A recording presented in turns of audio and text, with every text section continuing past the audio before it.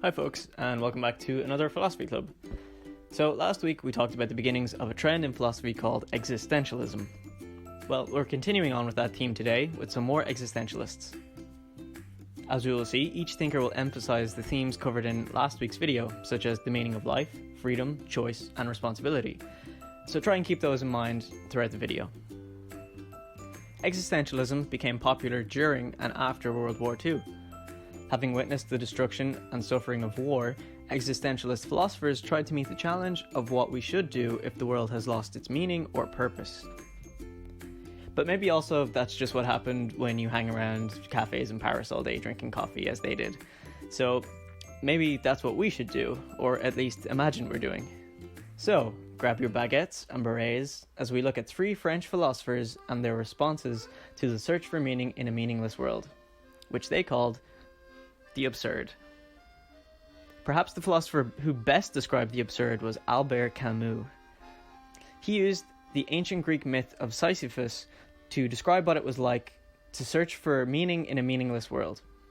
In the story, Sisyphus is punished by the Greek gods to roll a heavy boulder up a hill, only for it to fall back down the hill and for him to start all over again for all of eternity.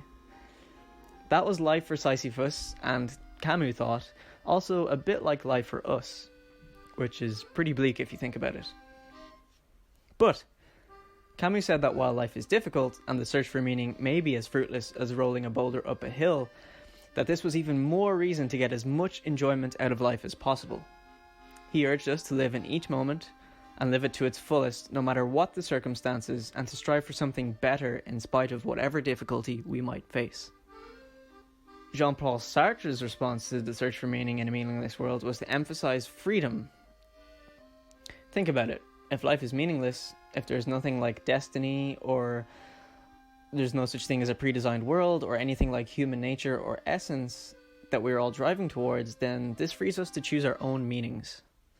And for him, life becomes meaningful when we use this freedom, when we take responsibility that all meaning is ours to create, when we understand that we have a choice in all that we do, and that we should not let others tell us what is meaningful. Some of Sartre's ideas can be explained with the phrase, existence comes before essence. Now, what does existence come before essence mean? Well, just that we are born into the world before we know who we are, and before what we choose to become.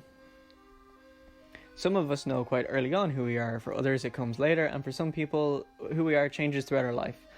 The point is that no one can tell you what to do or who to be, only you can do that. And our final thinker that we're going to look at today is Simone de Beauvoir.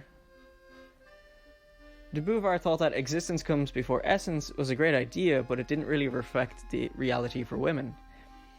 While the world might not have any meaning or purpose, she thought that women were often constricted by the role society put on them and couldn't experience this freedom described by Sartre.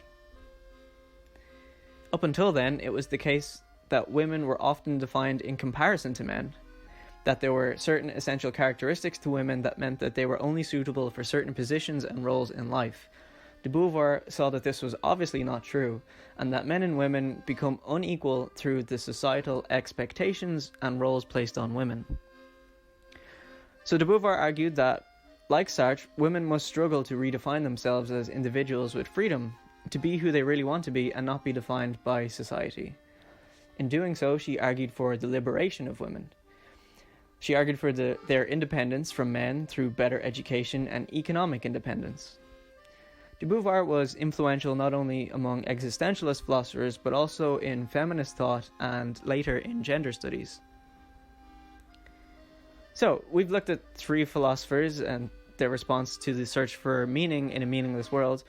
What are your thoughts on the existentialists? How would you respond to the search for meaning in a meaningless world? Does any approach look good to you? What does each existentialist thinker think of our themes on freedom, choice, responsibility, and the meaning of life? Okay, I hope you've enjoyed these videos on existentialism. We will be taking a break for a couple of weeks, so in the meantime, why not check out our other great videos like STEM Club, Eco Crafts, Origami Crafts, or our new series on mythology running each Thursday for the next 3 weeks. Okay, thanks, bye.